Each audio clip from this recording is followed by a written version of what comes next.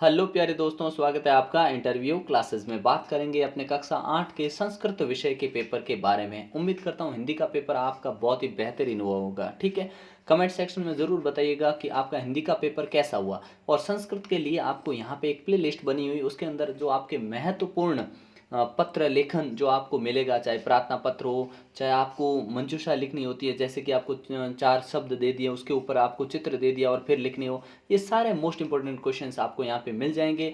बेहतरीन प्रश्न निर्माण कैसे करना है, कौन कौन से मैचअप्स आपके लिए आएंगे, सब कुछ आपको यहाँ पे मिल जाएगा। और ये एक प्रैक्टिस पेपर है आपके लिए बहुत ही बेहतरीन, जिससे आपको कम से कम मान के चलिए 15 से 20 नंबर के क्वेश्चन आपको इस पेपर में से मिल जाएंगे। तो आप 5 से 10 मिनट निकाल के इस पूरे कंप्लीट सोल्यूशन को देख लीजिएगा। और इसके सोल्यूशन को आप अगर डबल स्पीड में भी देखते हैं तो भी देख लीजिएगा, ताकि एग्जाम में आपकी बहुत हेल्प होगी। ठीक है ना, चलिए देखते हैं अपने, जिसमें पहला हमसे प्रश्न क्या पूछा गया कि अस्माकं देशे कति राज्यानि सन्ति, तो कितना होगा, अष्टविंशति। ठीक है, ऑप्शन बी हो गया। फिर है कर्गोद्योगे केसाम उपयोग भवति, कागज के उद्योग में किसका उपयोग होता है, तो होता है अपने वृक्षाणाम। ठीक है, विधेयी इति क्रियापदे का लकार है, तो विधेयी में कौन सा लकार है, लोट लकार है। ठीक है, अगला क्वेश्चन देखते हैं। व्याघ्रस्य किन्नाम आसीत्, तो क्या नाम था, चंचलः। ठीक है ना, तो विग्रास्य किमाम नाम आसीत्, चंचलः। ठीक, नेक्स्ट है त्वं प्रातः देवी स्तुतिं करोषि, अतः अव्यय पदं भवति किम। ठीक है, इसमें कौन सा अव्यय पद है, तो ये हो जाएगा प्रातः। अव्यय मतलब जिसका व्यय नहीं होता, तो प्रातः हो जाएगा। ठीक है, अगला है माता च पिता च इत्यनयोः समासं कुरुत, समास करना इसका, तो माता पितृ। ठीक है ना, ऑप्शन बी करेक्ट हो जाएगा, माता पितृ। फिर है अध्यापक सर्वान् प्रेरितवान छात्रान्। ठीक है ना, सभी छात्रों को प्रेरित करते हैं। सागर सागरा के कथ्यते, तो ये हो जाएगा अपना तड़ागा। ठीक है ना, अगला क्वेश्चन देखते हैं। संधि विच्छेदम कोरोस। ठीक है, इसका संधि विच्छेद करना है। ठीक है ना, ये शायद मिसप्रिंट है। ठीक है ना, तो इसको आप छोड़ सकते हैं। जो भी क्वेश्चन आपके पेपर में ऐसा आ जाए जो आपकी बुक में से नहीं है या मिसप्रिंट है, गलत प्रिंट हुआ, तो उसके लिए आपको बोनस मिलेगा। जिस प्रकार से कि इस बार जो अपने 10th बोर्ड का पेपर था मैथ्स का, उसमें एक क्वेश्चन अपने मिसप्रिंट था, तो उसके लिए सभी विद्यार्थियों को बोनस मिलेगा। तो ऐसा अगर कोई क्वेश्चन हो जाए आपके एग्जाम में, तो उसका आपको बोनस मिलेगा। ठीक है ना, अधुनेव, अधुनेव का मतलब हो गया अधुना धन एव। ठीक है, फिर आपको सर्वनाम युक्तम पदम चिन्होतु, सर्वनाम युक्त पद को आपको चुनना है यहाँ पे। तो देखिए सर्वनाम इसमें कौन सा होगा, शालिनाम भारत जनता अहम, तो इसमें अहम हो जाएगा। ठीक है, मम गीते मधुरम सम जगत, तो यहाँ पे मम हो जाएगा। ठीक है, अगला देखते हैं अपने, नेक्स्ट है जिसमें आपको क्या करना है, धातु प्रत्ययम च लिखत, धातु प्रत्यय लिखना। ठीक है, तो करणीय में क्र धातु अन्य प्रत्यय। ठीक है, कृत्वा में क्र धातु कत्वा प्रत्यय। ठीक है, फिर आपको समुचितानि पदानि चित्वा रिक्त स्थानानि पूर्यत। ठीक है, रिक्त स्थान की पूर्ति करनी है। तो छात्राः पुस्तकानि गृहीत्वा विद्यालयं गच्छन्ति। ठीक है, फिर अगला है मम मनसि एका जिज्ञासा वर्तते, मेरे मन में एक जिज्ञासा है। ठीक है ना, इस प्रकार से। अगला देखते हैं अपने, अधोलिखित पदानि आधृत्यवान वाक्यानि रच्यत, तो ऊपरी, ऊपरी का क्या होगा, कर्ण आसनस्य ऊपरी वसति। ठीक है ना, इस प्रकार से आपको इसका भी बताना है। ठीक है, इसका आपको कमेंट सेक्शन में बताना है। ठीक है ना, अगला देखते हैं अपने, जिसमें आपको क्या करना है, पदानाम संस्कृत रूपम या तत्स रूपम लिखत, संस्कृत तत्सम रूप में लिखना है। ठीक है, तो कोख मतलब कोक्ष ही। ठीक है, गोद मतलब क्रोडम। ठीक है, ये अपने हो जाएंगे तत्सम रूप या संस्कृत रूप हो गए इनका। फिर आपको मिलान वाले क्वेश्चन मिलेंगे जो इस प्रकार से हैं, स्वास्थ्य मनोदशा। ठीक है, महत्वपूर्ण गोष्ठी। ठीक है, जगन्नम कृत्यम। ठीक है, क्रीडंती पुत्री। ठीक है ना, इस प्रकार से आपको मिला लेना है। फिर अगला देखते हैं अपने, जिसमें आपको वचन विभक्ति और लिंग ढूंढना है। ठीक है, तो देखिए धूलिम स्त्रीलिंगम द्वितीय एक वचनम। ठीक है, द्वितीय विभक्ति एक वचनम है। ठीक है, फिर है नागनी। ठीक है ना, नागनी में क्या होगा, नपुंसक लिंगम। ठीक है, सप्तमी विभक्ति एक वचनम। ठीक है, अपरम तो पुल्लिंगम प्रथमा और एक वचनम। फिर कन्या नाम, कन्या नाम तो स्त्रीलिंगम षष्ठी विभक्ति और बहुवचनम। ठीक है ना, इस प्रकार से आपको करना है।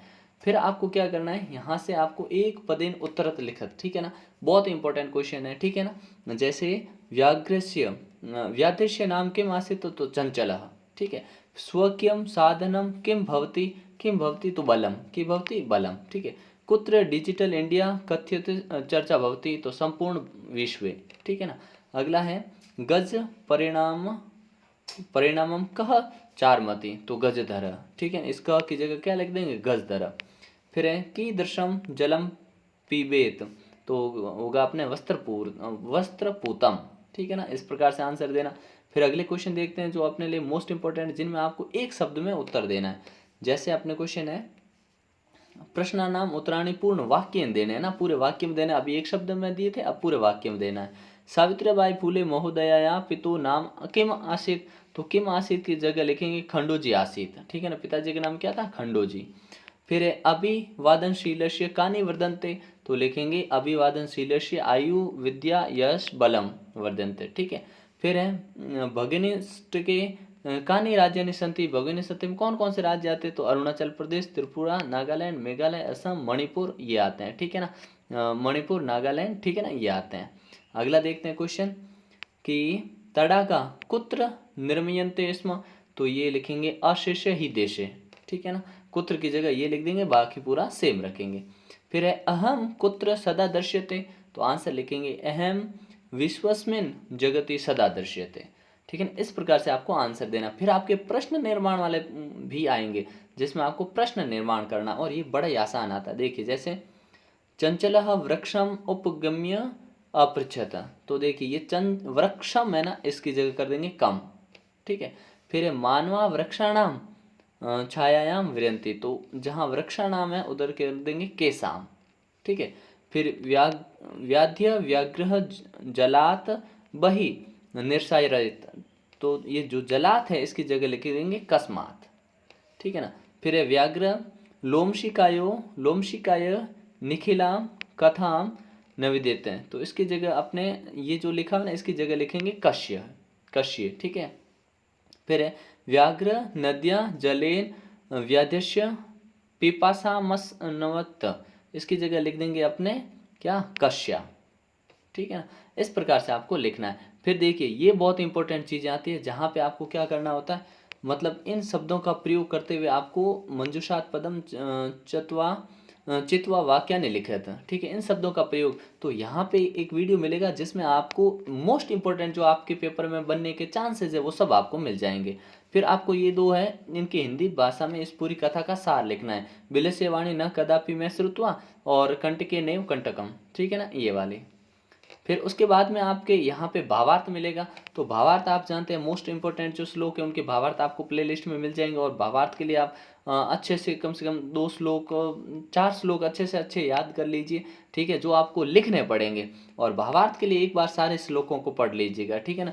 जैसे गुणा गुणगेषु गुणा भवन्ति, ये तो ते निर्गुणम प्राप्य भवन्ति दोषा, ये तो कॉमन है, जो लगभग हर बच्चे को याद होता है, ठीक है। तो इसका एक ये अगर पेपर में आ गया तो लिखेंगे कैसे, ऐसे करके आपको कम से कम 3 आपके पेपर में आ जाते हैं, 2 यहाँ पे, एक और मिलेगा, ठीक है, 3 मिल जाएंगे। और 2 आपको ऐसे याद कर लेने जो पेपर में नहीं हो, मतलब 5 श्लोक आपको आने चाहिए, ठीक है ना, ताकि आपके कोई नंबर नहीं कटे।